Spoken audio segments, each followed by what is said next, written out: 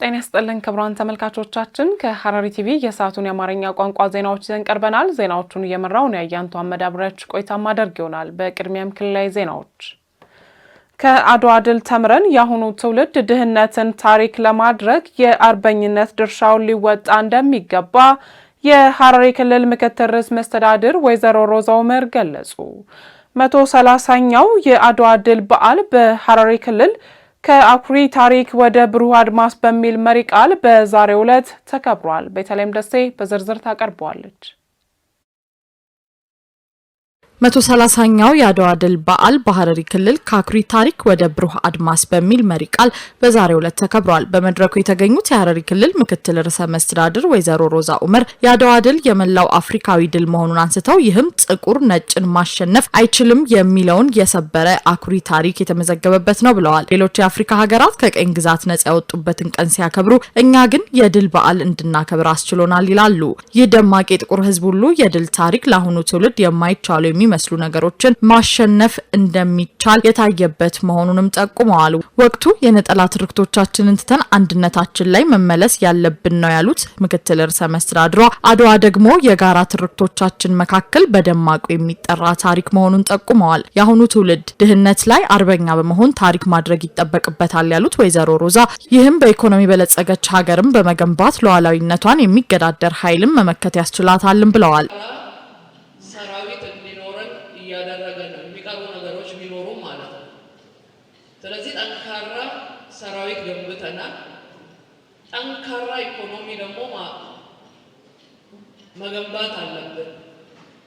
ለምን ኢኮኖሚ ሲኖረን ኖ ማለት እንችላለን ማለት ነው። ከተረጂነት ወይም ከተለያዩ የብድር የድጋፍ እርዳታዎች በኢኮኖሚ ነፃ ካልሆን አሁንም ድል ማድረግ ስለማንችል የኢኮኖሚ አውታሮቻችን በኢኮኖሚ የበለጸገች፣ በፖለቲካ የበለጸገች፣ በማህበራዊ በሁሉም ዘርፍ የበለጸገች ኢትዮጵያ መፍጠር ነው ማለት ነው። የአሁኑ ትውልድ ማድረግ ያለብን ይሄንን ነው።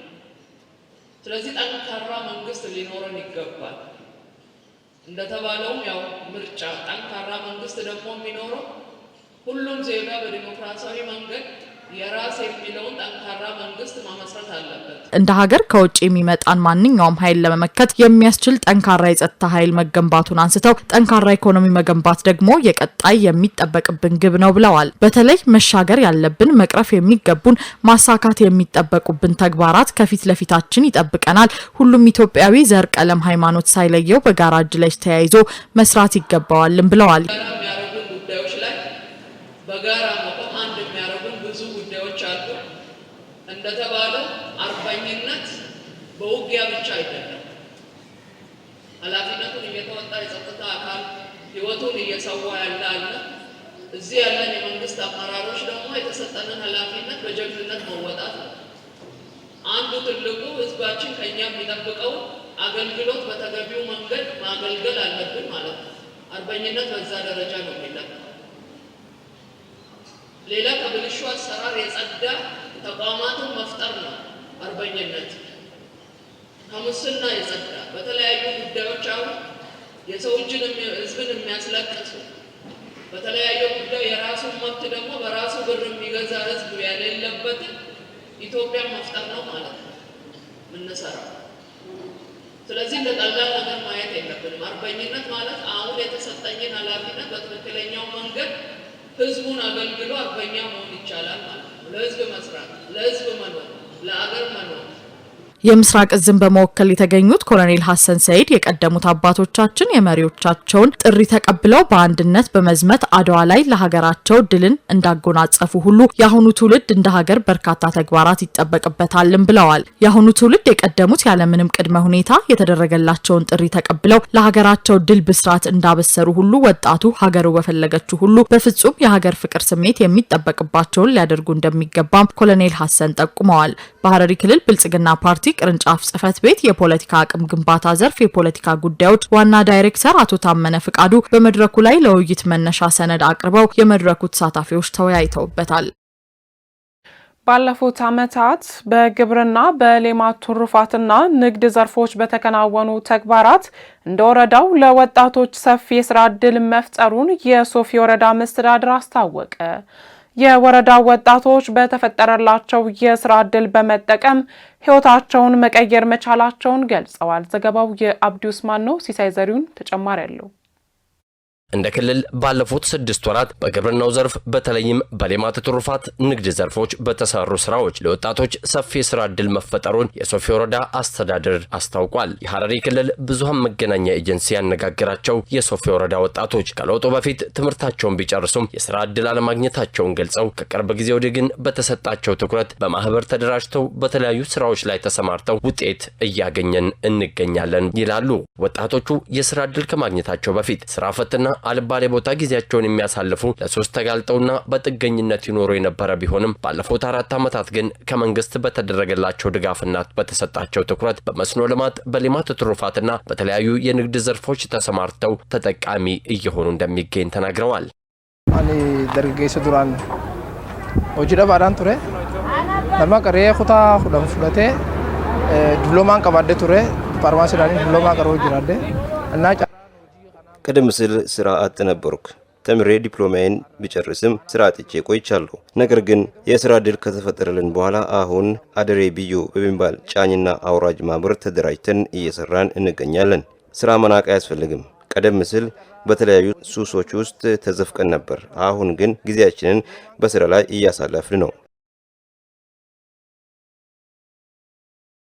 ደግፈን ቆይቷል። ይህን ስራ ከጀመርን ገና 2 ዓመታችን ቢሆንም ህይወታችንን አሻሽለናል። በማህበራችን የባንክ አካውንት ላይ 1.1 ሚሊዮን ብር በላይ ቆጥበናል።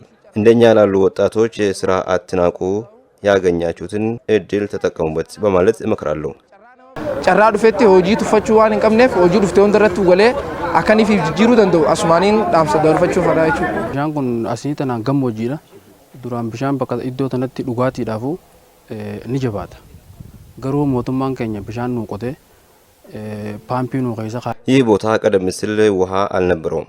አካባቢውም ደረቅ ወይም ቆላማ ነበር። ነገር ግን መንግስት ውሃ አውጥቶልናል፣ ፓምፕ ገጥሞልናል፣ ኩሬዎችን አዘጋጅቶልናል። በማህበር ተደራጅተን ወደ ስራ አስገብቶናል። አሁን እየሰራን ያለነው በአትክልትና ፍራፍሬ ልማት ላይ ነው። በአሁኑ ወቅት ደረጃ በደረጃ ልምድ እያገኘን እየተለዋወጥን እንገኛለን። ወደፊት ከዚህ ስራ በመነሳት ወደ ሌላ ትልቅ ኢንቨስትመንት ለመሸጋገር እቅዳለን። ማህበራችን 10 ወጣቶችን የያዘ ሲሆን የምናገኘውን ገቢ እየቆጠብን ተጠቃሚ ሆነናል።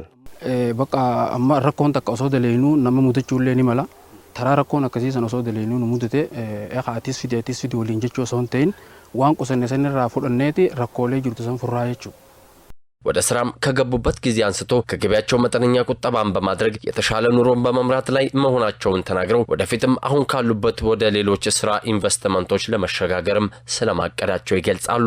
በሐረሪ ክልል የሶፊ ወረዳ ምክትል አስተዳዳሪ የሆኑት አቶ ሳቢጥ መሐመድ እንደገለጹት ወጣቶች በአትክልትና ፍራፍሬ ልማት፣ በወተት ምርት፣ በእንቁላል ምርትና በልዩ ልዩ የንግድ ስራ ላይ በማህበራት ተደራጅተው በመስራት ኑሯቸውን በማሻሻል ላይ እንደሚገኙ ገልጸዋል።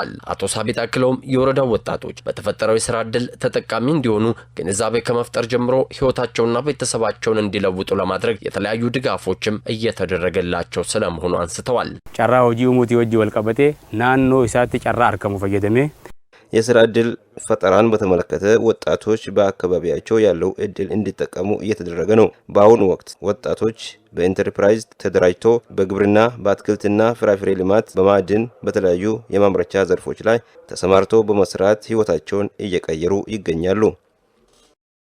በመጨረሻም ወጣቶቹ ልምዳቸውን ለሌሎች በማካፈል ባገኙት የስራ ዕድል በመጠቀም ህይወታቸውን እንዲቀይሩም እንዲሁም በተሰጣቸው ዕድል ተጠቅመው የቀጣይ ህይወታቸውን የተሻለ ለማድረግ ጠንክረው መስራት እንዳለባቸውም መልእክታቸውን አስተላልፈዋል። በቀጣይም ለወጣቶች የስራ ዕድል ትኩረት ተሰጥቶ እንደሚቀጥልም የወረዳው ምክትል አስተዳዳሪ አክለው ገልጸዋል። ለዘንድሮ የ8ኛ ክፍል ክልላዊ ፈተና ካለፈው ጊዜ የተሻለ ውጤት ለማስመዝገብ በጥሩ ሁኔታ እየተዘጋጁ እንደሚገኙ የልዑል ራስ መኮንን አንደኛ ደረጃ ትምህርት ቤት ተማሪዎች ገለጹ። በትምህርት ቤቱ በአጠቃላይ ከ223 በላይ ተማሪዎች የዘንድሮውን የ8ኛ ክፍል ፈተና ለመውሰድ ዝግጅት ላይ እንደሚገኙ ተገልጿል። ናርዶስ ዳምጤ ተጨማሪ አላት። በሐረሪ ክልል የሚገኘው የልዑል ራስ መኮንን አንደኛ ደረጃ ትምህርት ቤት ተማሪዎች በክልል ደረጃ የሚሰጠውን የ8ኛ ክፍል ፈተናን ካለፈው ጊዜ በተሻለ ውጤት ለማስመዝገብ በጥሩ ሁኔታ እየተዘጋጁ እንደሚገኙ ገልጸዋል። የትምህርት ቤቱ ርዕሰ መምህር የሆኑት ወይዘሮ ምስራቅ ጥላይ እንደገለጹት በትምህርት ቤታቸው በአጠቃላይ ከ223 በላይ ተማሪዎች የዘንድሮውን የክልል አቀፍ የ8ኛ ክፍል ሚኒስትሪ ፈተናን ለመውሰድ ዝግጅት ላይ እንደሚገኙም ገልጸዋል።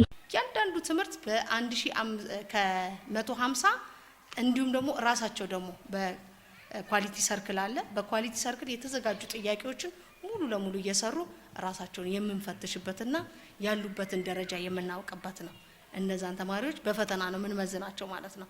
እና ዝቅተኛ ትምህርት ማክሲመም ከ50 በታች ያለውን ሰብጀክቶችን በመለየት እነዛን ሰብጀክቶች ራሳችን ፎከስ አድርገን ትምህርቱ የሚሰጥበትን ሂደት አመቻችተን አሁን ድረስ እየተሰጠ ያለ ነው ማለት ነው።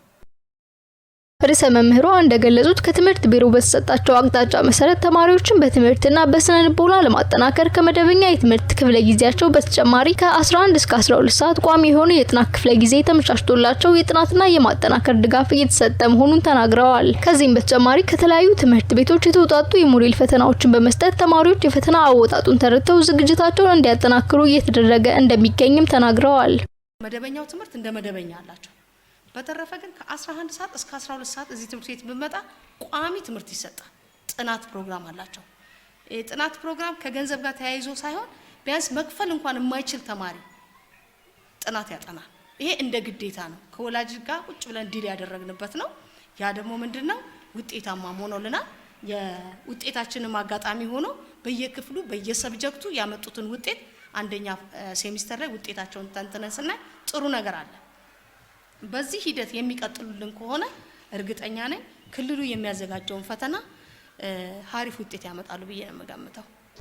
በትምህርት ቤቱ የሚገኙ የ8ኛ ክፍል ተማሪዎች እንደገለጹት በክልል ደረጃ ለሚሰጠው የሚኒስትሪ ፈተና በቂ ዝግጅት እንዲያደርጉ የጥናት ጊዜዎች የተመቻቸላቸው ሲሆን ከዚህ በፊት የነበሩ ሞዴል ፈተናዎችን በጋራ በመስራትና መምህራኖቻቸውም የተለያዩ የጥያቄ አይነቶችን እንዲሰሩ እያገዟቸውና እያስጠኗቸው እንደሚገኝ ተናግረዋል። ሚኒስትሪ ፈተና እንደሚታወቀው 50% ከ7ኛና 50% ከ8ኛ ነው።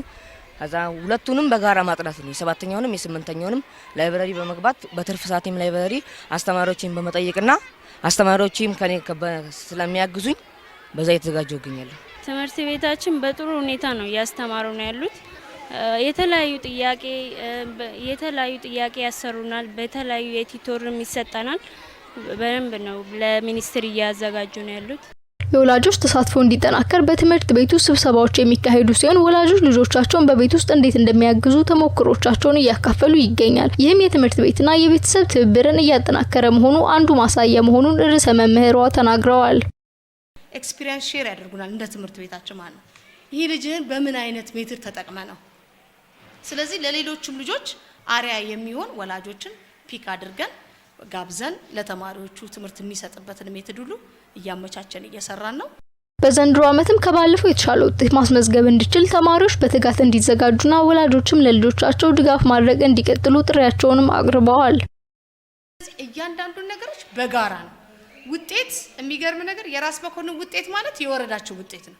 የወረዳው ውጤት ደግሞ ማለት የክልሉ ውጤት ነው። የክልል ደግሞ ውጤት አመጣን ደግሞ ማለት እንደ ሀገር ደግሞ እንደ ሐረሪ ክልል ስሙ የሚጠራበት ነው። ስለዚህ ቢያንስ ሁሉም ዴሊጌት አድርጎ የስራ ድርሻ ተቆጥሮት ምክንያቱም ሁሉም ተጠያቂ ብሎ የተሰጣቸው ስለሆነ እጅግ በጣም ነው ድጋፍ እያደረጉልን ያለ ነው። በዚህ አጋጣሚ ማመስገንም እፈልጋለሁ።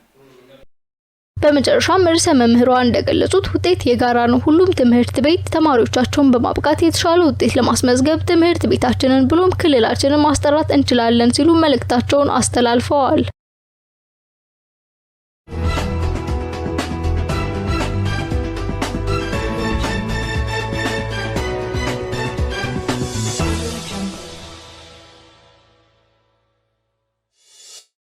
ክቡራን ተመልካቾቻችን ከሐረሪ ቲቪ ዜናዎቻችን ወደ እናንተ መድረሳቸውን እንደቀጠሉ ናቸው። ወደ ሀገር አቀፍ ዘገባዎች ስናልፍ ጎርፍን በአግባቡ በማስተዳደር የዜጎችን ደህንነት ማስጠበቅና ለልማት ማዋል ይገባል ሲሉ የውሃና ኢነርጂ ሚኒስትር ዶክተር ሀብታሙ ኢተፋ ገለጹ። በሌላ ዜና ፋይዳ ዲጂታል መታወቂያን ከተለያዩ አገልግሎቶች ጋር ማስተሳሰር ከተጀመረ ወዲህ የተመዝጋቢዎች ቁጥር የጨመረ መሆኑን በጠቅላይ ሚኒስትር ጽሕፈት ቤት የብሔራዊ መታወቂያ ፕሮግራም የምዝገባ አስተባባሪ ደጀኔ ገብሬ አስታወቁ። እነዚህንና መሰል ሀገር አቀፍ ዘገባዎችን ሌንሽ መልስ በተከታይነት ታቀርበዋለች። ጎርፍን በአግባቡ በማስተዳደር የዜጎችን ደህንነት ማስጠበቅና ለልማት ማዋል ይገባል ሲሉ የውሃና ኢነርጂ ሚኒስትር ዶክተር ሀብታሙ ኢተፋ ገለጹ። በስምጥ ሸለቆና በኦሞ ግቤ ተፋሰሶች ላይ ያተኮረ የጎርፍ ተጋላጭነት ሁኔታና የመከላከል ስራን በተመለከተ በተዘጋጀ ጥናት ላይ በሐዋሳ ከተማ ውይይት ተካሂዷል። ዶክተር ሀብታሙ ኢተፋ በዚህ ወቅት በአዋሽ ስምጥ ሸለቆና ኦሞ ግቤ ተፋሰሶችን ጨምሮ በሀገሪቱ የሚታዩ የጎርፍ አደጋዎች ከቅርብ ዓመታት ወዲህ እየጨመሩ መምጣታቸውን ጠቁመዋል። በአመት በቀጥታ 1.5 ሚሊዮን ዜጎች በጎርፍ አደጋ እንደሚጎዱ ጠቅሰው ለዚህም በጊዜያዊነትና ዘላቂነት የመከላከል ስራዎች በመንግስት በልማት አጋሮችና በዓለም አቀፍ አጋር ድርጅቶች ትብብር መፍትሄ መስጠት ስራዎች እየተሰሩ እንደሚገኙ አመልክተዋል። ከዓለም ባንክ በተገኘ የገንዘብ ድጋፍ በሶስቱም ተፋሰሶች በዘላቂነት የጎርፍ አደጋን ለመከላከል ጥናት ተደርጎ ወደ ትግበራው ለመግባት የዝግጅት ምዕራፍ ላይ ደርሷልም ነው ያሉት። በሀገሪቱ የተለያዩ አካባቢዎች ከጎርፍ መከላከያ ግንባታ በተጨማሪ የሜትሮሎጂ መረጃን ለዜጎች ተደራሽ በማድረግ ከ1 ሚሊዮን የሚበልጡ ዜጎችን ከጎርፍ አደጋ መታደግ መቻሉም ተገልጿል።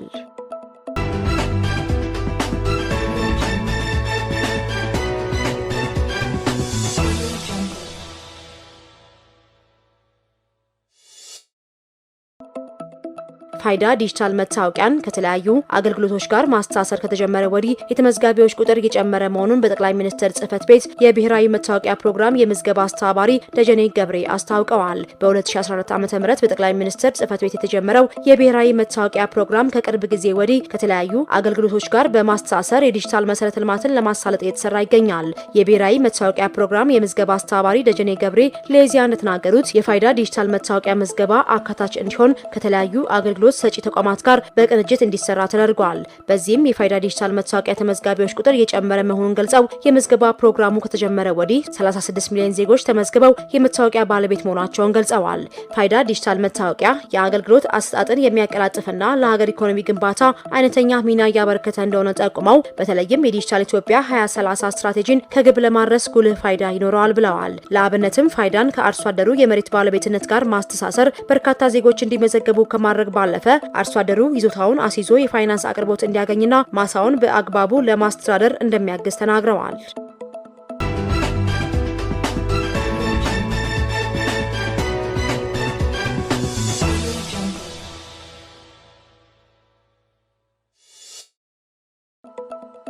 ለሰባተኛው ጠቅላላ ምርጫ ስኬታማነትና ለዲሞክራሲ ስርዓት ግንባታ የፖለቲካ ፓርቲዎች በህገ መንግስቱና በሌሎች ህጎች የተደነገጉ ድንጋጌዎችን አክብረው መንቀሳቀስ እንደሚጠበቅባቸው የህገ መንግስትና ፌዴራሊዝም አስተምሮ ማዕከል ዋና ዳይሬክተር ዶክተር ኃይለ ኢየሱስ ታዬ አስገንዝበዋል። ዋና ዳይሬክተሩ ዶክተር ኃይለ ኢየሱስ ታዬ ለአዲስ ዘመን ጋዜጣ እንደገለጹት ምርጫ የህዝብ የስልጣን ባለቤትነት የሚረጋገጥበት ዋነኛ መሳሪያ በመሆኑ የፖለቲካ ፓርቲዎች የህዝብን ውሳኔ በጸጋ የመቀበልና ለህዝቡ ትክክለኛ መረጃ የመስጠት ግዴታ አለባቸው። ፓርቲዎች ከጥላቻ ቅስቀሳዎች በመቆጠብ በህግና በስርዓት ሊንቀሳቀሱ እንደሚገባ ማሳስበዋል። የዲሞክራሲ ስርዓት ግንባታ ለሀገር ልማት፣ ለመልካም አስተዳደርና ለሰብአዊ መብቶች መከበር ወሳኝ መሆኑን ዋና ዳይሬክተሩ ገልጸዋል። መራጩ ህዝብ በምክንያታዊነትና በመረጃ ላይ ተመስርቶ ድምጽ በመስጠት የዜግነት ድርሻውን ሊወጣ እንደሚገባ የገለጹት ዶክተር ኃይለ ኢየሱስ ህገወጥ የስልጣን ፍላጎትን የመቃወምና ልዩነቶችን በዲሞክራሲያዊ መንገድ የመቀበል ኃላፊነት እንዳለበትም አስገንዝበዋል። በተጨማሪም የምርጫ አስፈጻሚዎችና የጸጥታ አካላት ገለልተኛ በመሆን ህግን የማስከበር መገናኛ ብዙሃንና ሲቪክ ማህበራት ደግሞ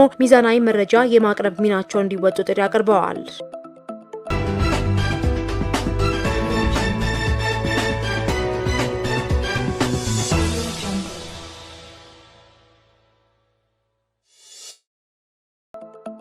የሰው ሰራሽ አስተውሎትና የዲጂታል ክህሎት ማሳደጊያ ትምህርትን ከአንደኛ ደረጃ ጀምሮ መስጠት የሚያስችል ዝግጅት የተደረገ መሆኑን የትምህርት ሚኒስቴር ገልጿል። በትምህርት ሚኒስቴር የኢለርኒንግና የ5 ሚሊዮን ኢትዮጵያውያን ኮደርስ ኢኒሼቲቭ አስተባባሪ ሙሉነ አጥናፉ ለኢዜአ እንዳሉት በሀገሪቱ የተተገበሩ ያሉ የሪፎርም ስራዎችን ለማሳለጥና ለዲጂታል ኢትዮጵያ 2030 ስትራቴጂክ ትግበራ ውጤታማነት የሰው ኃይል ልማት ወሳኝ ነው። ለዚህም የዲጂታል ክህሎትና እውቀትን ማበልጸግ እንደሚያስፈልግ አንስተው ሚኒስቴሩ ሀገራዊ የሪፎርም አጀንዳዎችና ተልዕኮችን መሰረት ያደረገ ጉዞ መጀመሩን ተናግረዋል። ተናግረዋል። የሰው ሰራሽ አስተውሎትና የዲጂታል ግንዛቤን የሚያሳድግ ትምህርት ከአንደኛ እስከ 12ኛ ክፍል ድረስ በስርዓተ ትምህርት ውስጥ በማካተት ለመስጠት እየተሰራ መሆኑን ጠቁመዋል። በከፍተኛ የትምህርት ተቋማት የሚገኙ መምህራንና ተማሪዎችን የዲጂታል ክህሎትና እውቀት ማሳደግ የሚያስችሉ ስራዎች እየተከናወኑ እንደሚገኙም ተናግረዋል። ለዚህም የ5 ሚሊዮን ኢትዮጵያን ኮደርስ ስልጠና እንዲወስዱ ድጋፍ እየተደረገ መሆኑን ጨምረው አስረድተዋል። ትምህርት ሚኒስቴር ከዲጂታሉ ዓለም ጋር ብቁና ተወዳዳሪ ሆነው የሚራመዱ ታዳጊዎችና ወጣቶችን ለማፍራት የዲጂታል እውቀትና ክህሎት መሰረቶች ላይ ትኩረት መስጠቱንም ገልጸዋል።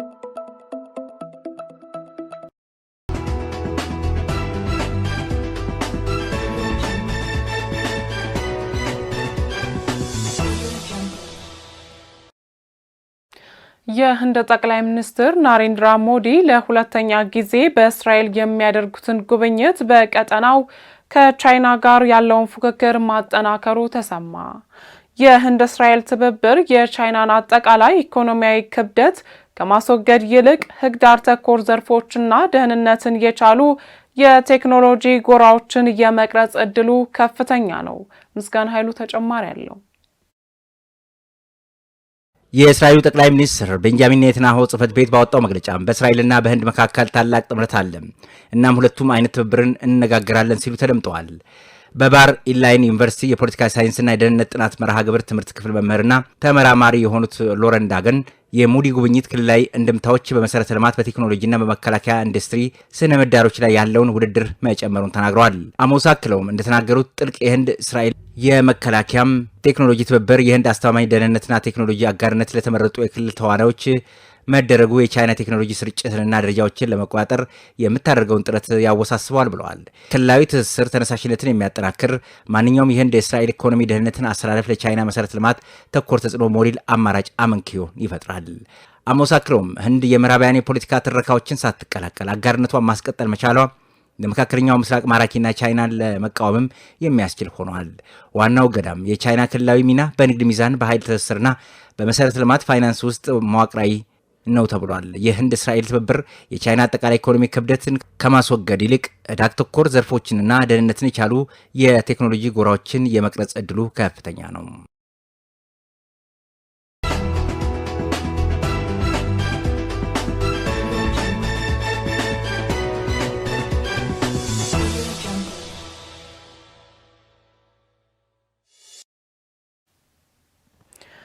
የሰሜን ኮሪያው መሪ ኪም ጆንግ ኡን የሀገራቸውን የኒውክሌር ጦር መሳሪያ አቅምን ለማስፋፋት እቅድ እንዳላቸውና ይህንንም አሜሪካ እንድታከብር ጥሪ ያቀረቡ።